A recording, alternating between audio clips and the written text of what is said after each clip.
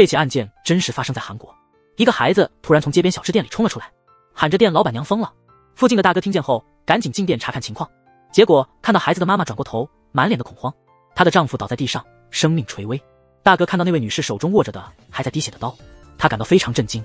平日里关系好的一对夫妇，怎会突然发生这样的悲剧？没想到是避孕药引起的精神错乱。他最终被带到了警察局，他希望自己的律师朋友能帮个忙，解释说自己并非故意伤害丈夫，而是受到了不明影响。然而这位律师却相当现实。네 애들 남편 살리고 싶어? 내가 시키는 대로 할 수 있겠어. 뭐든 찾기 네가 시키는 대로 할게. 자살해. 真是忘恩负义。他回忆起曾经自己没钱交学费时的困境，是自己辛苦在袜子厂工作赚来的钱借给了他，当时对方还因为感动而流泪。转眼间10几年过去，他却把这一切都忘记了，他感到彻底的绝望。与此同时，在药店里，销售员在向顾客大力推销那种可能导致幻觉的药物，并向一位男顾客保证这是明星代言的畅销好药。令人疑惑的是，那名男子竟然当场就吞下了药物，还询问销售员一天能否吃2粒。这位男子是公职律师小白，他吃药的目的是为了证实药物的效果。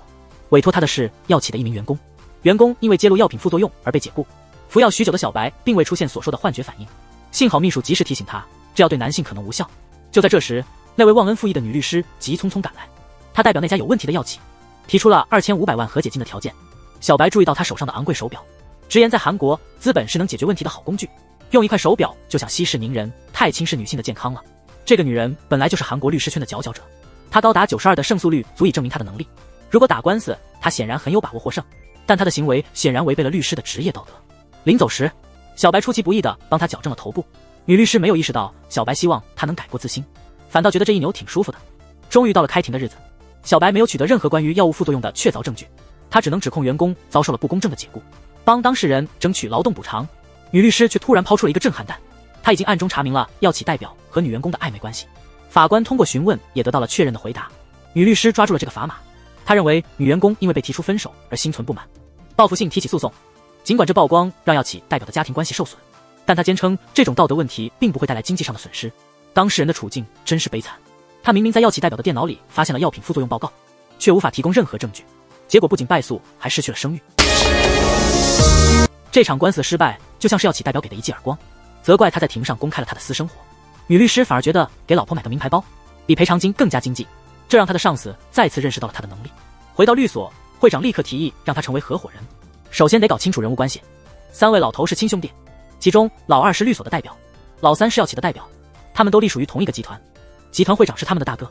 女律师原本是大哥家的保姆，继续说，药企代表觉得他不配当合伙人，但老会长早已将他视如己出，甚至打算转让一部分股份给他，这显然是不公平的。因此上司给他下达了一个任务，这份文件正是关于那种避孕药副作用的报告，已经有至少5位严重受害者的案例，要求他在调查人员获得确凿证据前解决这些问题。如果做到了，合伙人的位置自然是他的。当上司把受害者名单拿出来的时候，小易完全震惊了，这不就是之前来求助他的那位老熟人吗？上司发出了最后通牒，要他找到证据证明这个女人本就有精神疾病。显然他心里已经有了计策。第2天他就去调查所见到了那个女人，他怎么也想不到对方会以这种方式报复，所有希望瞬间化为泡影。凌晨4点，他接到了调查所通报当事人企图自杀的电话，他的计划似乎得逞了。他刚到律所准备开始新的工作日，药企代表为他取得的成绩热烈鼓掌，这正好说明那位女士原有精神疾病，与药物无关。2位代表遵守了他们的诺言，为他举办了隆重的晋升庆典。他刚上台准备演讲， FBI 突然闯入，以教唆自杀的罪名将他逮捕。我正在拍手称快，没想到剧情突然大反转，小易让密友自残，目的是为了引起轰动。一旦媒体报道， FBI 会进一步调查，通过医学检验证明是问题避孕药导致密友精神失常，这样他就能不用承担责任，还能获得赔偿。到了晚上，他约见了法院律师小白，把内部的药品测试报告交给了他，让他替自己为密友辩护，唯有此举才能停止该药品的销售。再次看到住院的密友，心中难以言表的痛苦，本想只是做个样子，没想到密友表现得太过投入，但听到密友的心声后，没想到密友仍旧那么善良，他的牺牲是有价值的。停售有问题的药物能救助无数女性，小易就这样被带到调查局，幸好小白理解了他的苦心，最终把他带了出来。但小易需要弄明白一件事，是不是公司内部有人告发了他？从正警官那里知道是他上司打的电话，小易意识到自己完了。今晚是他最后一次住在 CDD 豪华公寓，也是最后一次开着心爱的88赫上班，但他必须对自己的行为负责。他直接跪在代表面前，但上司已经怒不可遏，称他是贪得无厌的白眼狼，为了密友不惜背后伤害律所。在表决大会上，所有高层一致决定停职他1年。好在会长对他仍有情谊，指派他去县城的公社律师所工作，那里没有高楼大厦。他对房屋中介说自己有恐高症，中介才帮他找了顶楼的房间。巴巴赫不在了，上班只能坐公交。意外的是，他被派到了小白所在的公社律师所工作。尽管这里的办公条件简陋，但他决心接受这次考验。每天的加班让人感觉特别累。天突然下起了倾盆大雨，他本以为会与小白有一场浪漫邂逅，但那个心怀怨恨的男人并未展现出绅士风度。他正犯难之际，一辆巴巴赫车驶过雨中，车上是那位集团的药企代表。他最终上了那位老头的车。幸亏小白目睹了这一切，因为小易的行为，他的公司遭受了损失。老头本就不怀好意，果不其然，老头对他伸出了咸猪手。小易感到全身不舒服。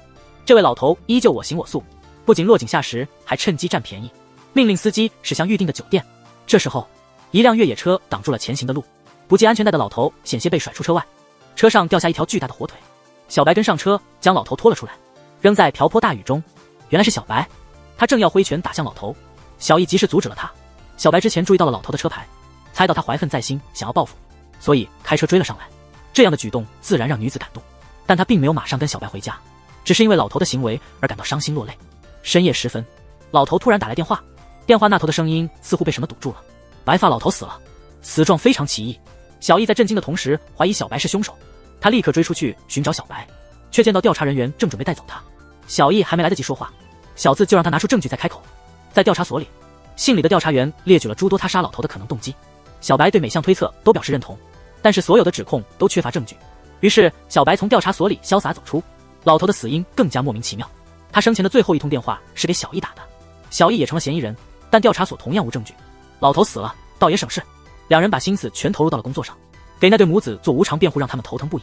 小白想给小易机会好好表现，但对方问问题时只有母亲一个劲儿回答。旁边的当事人小胖只顾埋头大吃。小易忍不住了，原来小胖的智力只有6岁孩子的水平。在听到母亲道歉后，他才明白当义务律师有多难。这些对小白来说已经见怪不怪。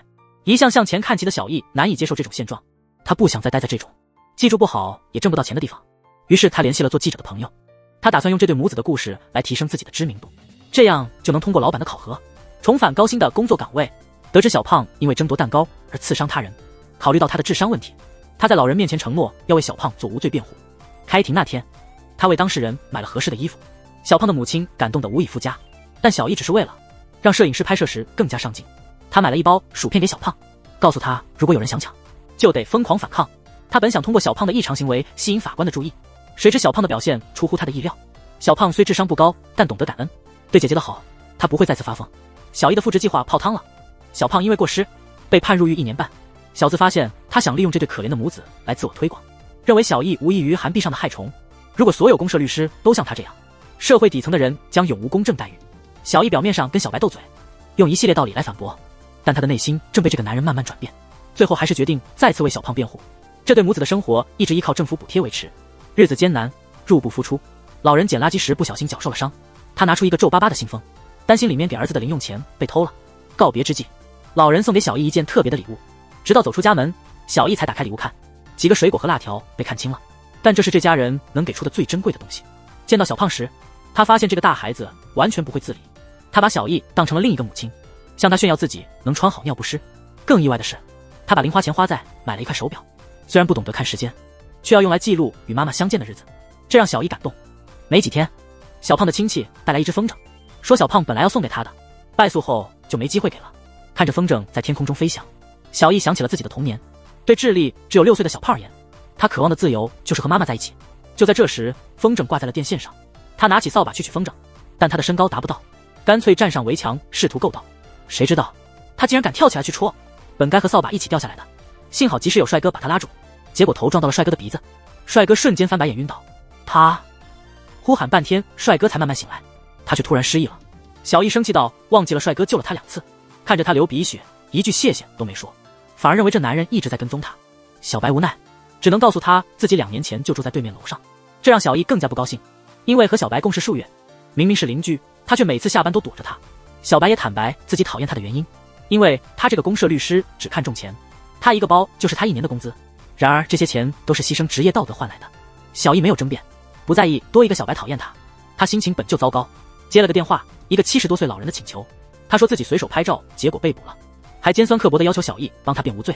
小易感到厌烦，差点想放弃这烂摊子，谁知同事交给他的妻儿案件却引起了他的兴趣，毕竟自己也是孤儿院长大的，看到那个可怜的当事人，并没有感到同情，反而痛斥他不配为人。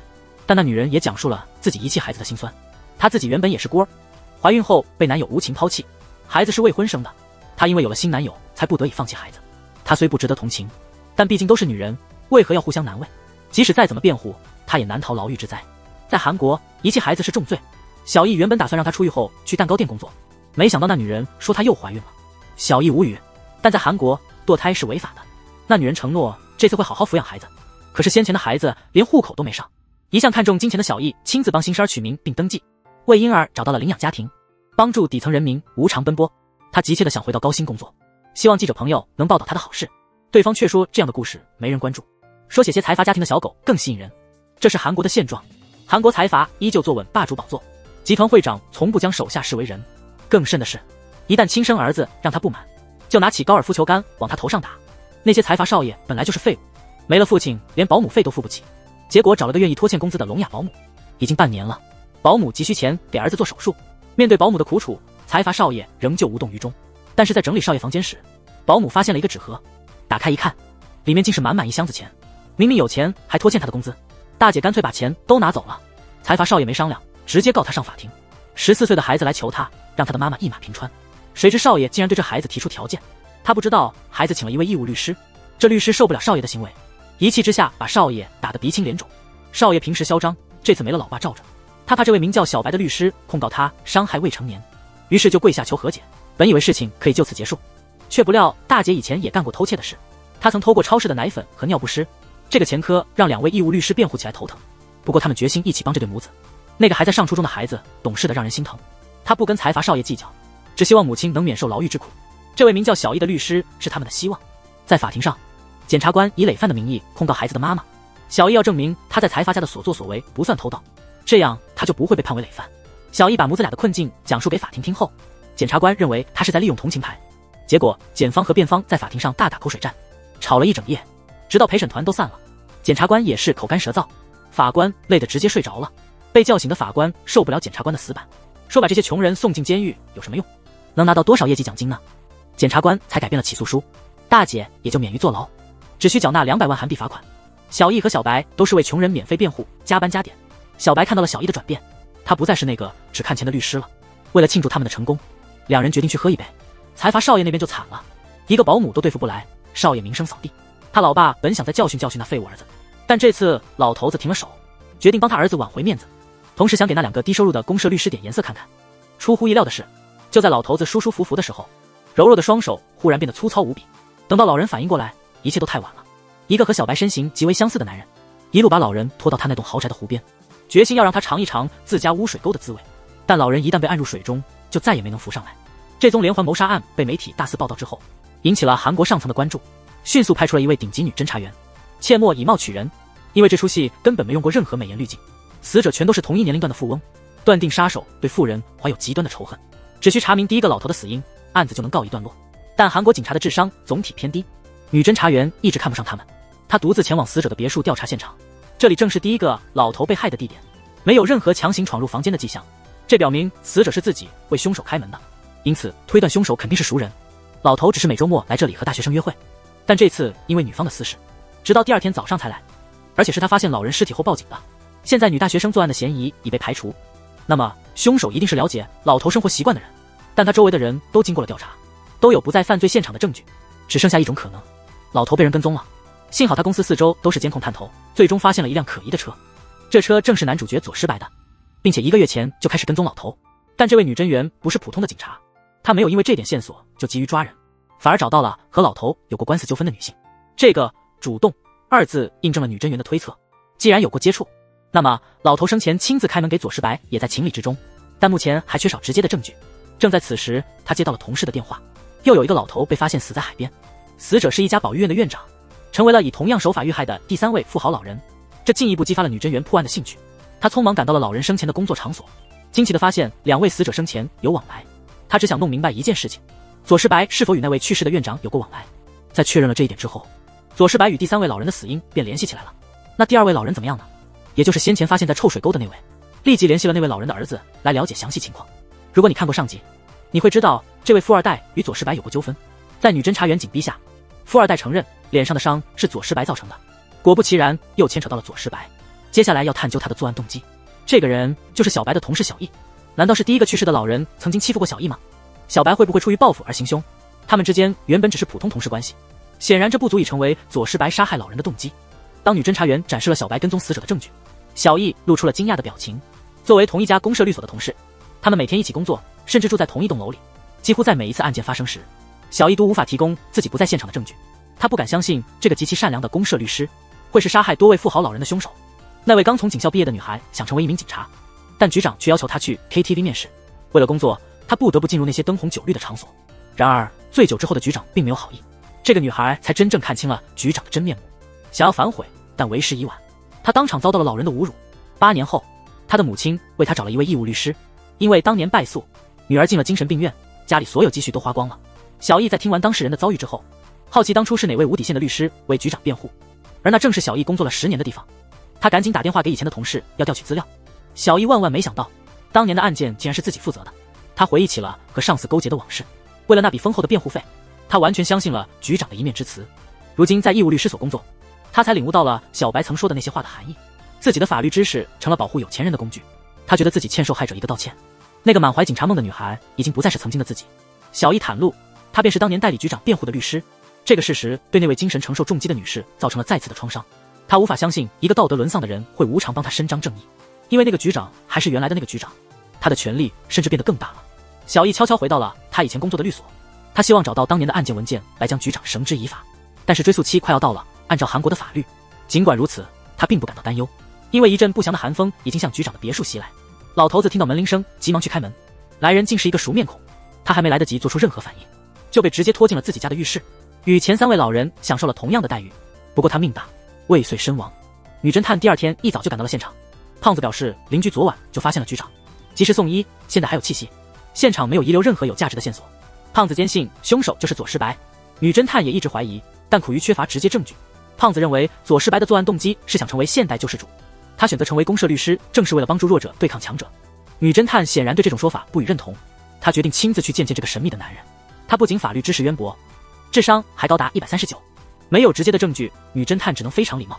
她希望他能抽空配合调查，解开几起命案的谜团。小易自然觉得有义务配合，但女侦探其实早有自己的小盘算。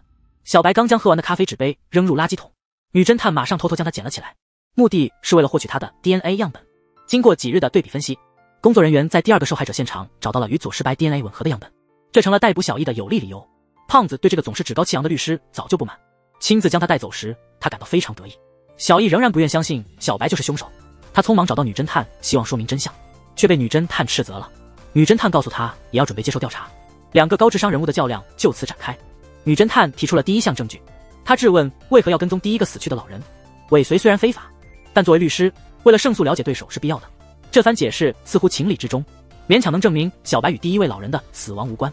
那第2位老人的案子呢？他为何会主动介入那位残疾人儿子的诉讼？仅仅因为当事人有残障。小白恰巧精通手语，那为什么要对死者的儿子，也就是那个富二代施暴呢？尤其是那个试图对正在上初中的孩子不轨的富二代。那么他与第2位老人的交集也是偶然。那么 DNA 在现场的匹配又如何解释？小白显得无法自圆其说。正当此刻，小易也来到了调查局，他要求会见女侦探。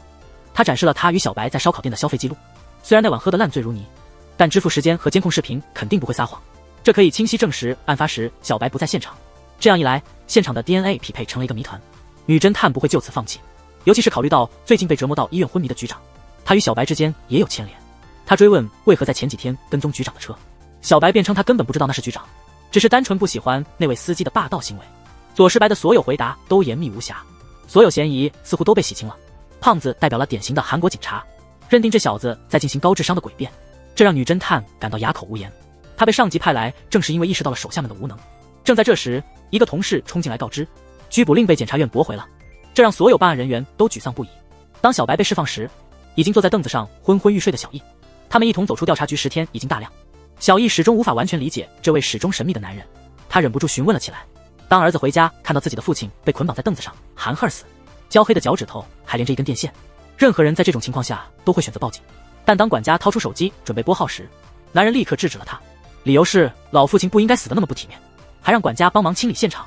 因为这个男人正在竞选国会议员，老头年轻时干过许多不光彩的事，为了不影响自己的政治前途，他把老父亲的遗体处理得干干净净，然后慢慢的将其放置在床上。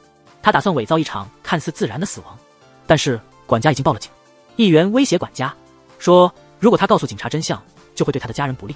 调查人员到达时，他们并未在尸体上发现任何异常情况，只是管家支支吾吾的话和他那不安的举止，让警官觉得很是可疑。他立即叫来调查科的同事协助，并且让议员和管家暂时离开现场。就在这时，老头的私人医生恰好到了，警官这时才反应过来，能请得起私人医生的肯定不是普通家庭。男人也立刻表明了自己的议员身份。面对权势，警官只好低头道歉，后悔没有早点听信议员的话。私人医生便开出了自然死亡的证明。小易得知爷爷去世的消息非常难受，因为他的奶奶去世后，老头是最疼爱他的人。当他赶到老头的住处，几名调查人员也突然到了现场，这让议员感到事情不妙。原来是殡仪馆的工作人员在整理老头遗容时，发现了被烧焦的脚趾，明明诊断书上写的是自然死亡，于是他们选择了报警。调查科的介入无疑让议员焦虑，他打算贿赂调查所的人员。小易赶回来参加爷爷的葬礼，也被打发回了办公室。他刚回到事务所，就接到了面包店员工的电话。这名员工曾经得到过小易的帮助，他说自己似乎被骗了，请求小易帮他辩护。他还没说完话，就被另一个男人挂断了。显然，面包店员工就是议员用来顶罪的人。被关在里面，他才意识到了事情的严重性，但想要反悔已经太迟，因为议员收买的人打算在调查所里对他下毒手。不久后，议员就对媒体宣称杀害他父亲的凶手已经在调查所内死亡。小易看到议员的发言后，不敢相信那个懦夫会有这样的胆量。他找到议员想要弄清楚真相，这样的解释听起来几乎合情合理，因为老头知道面包店员工死前曾给小易打电话，在反复确认通话内容后，他终于放心了。这让小易感到非常失落，他唯一关心自己的人离他而去了，他多次命悬一线都是他救的。小易怎能不对他动心？但他万万没想到，爷爷的死竟然跟小白有关。已经是凌晨2点多，小白轻手轻脚地走进调查所，值班警官以为他疯了。重案组接到电话后急匆匆地来了，女警刚想确认身份，却认出了小白这张脸。他惊呆了，左石白不是洗清了嫌疑吗？他来这里的目的很明确，就是为了阻挠议员成功当选。知道有人主动投案，议员彻底慌了。选举在即，一旦重案组介入，老爹的罪行就会大白于天下。连环杀手主动投案，这消息迅速登上热搜。女警在压力下必须加快审理案件，但问及左石白作案动机，他却连嘴都不肯张，让女侦探自己去查清楚。议员没有办法了，明白左石白是在向自己复仇，确定老爹与他有不共戴天之仇。小白见调查人员迟迟不动，决定改变策略。他希望有人能帮他请个律师，他指明让小易来为他辩护。女律师接到了调查所的电话，要他给杀了他爷爷的嫌犯辩护。这对他来说是种煎熬，但他想亲眼看看凶手是谁。男人被带进来后，女律师回头一看，带进来的人竟是她的男朋友。小易彻底绝望了，不敢相信这个引导他向善的人竟是夺走爷爷性命的杀手。他心如刀绞，躺下后就再也起不来，但他不能一直这样颓废，必须振作起来，为爷爷讨回公道。在调查所，小易作为律师参与了审讯。小白说他把高压电线接到老头脚趾上，然后打开了电闸，他又对老人施加了水刑。这种残忍的手法让小易既愤怒又无能为力。女侦员询问小白为何下此狠手，他只冷言冷语说老头活该。为揪出左石白的罪证，女侦员带队来到案发现场，但现场已被清理得一尘不染，调查因此陷入了困境。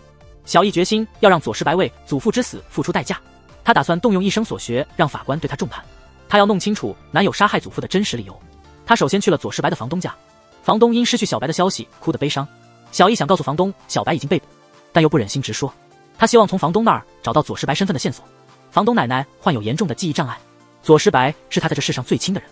他的一个孙子正在上小学1年级，放学后孩子却一直没回家。小易接着去找了左石白的大学同学，这位同学与他关系很好，但对左石白的家庭情况所知不多，只知道他父亲曾在一家皮鞋厂工作过。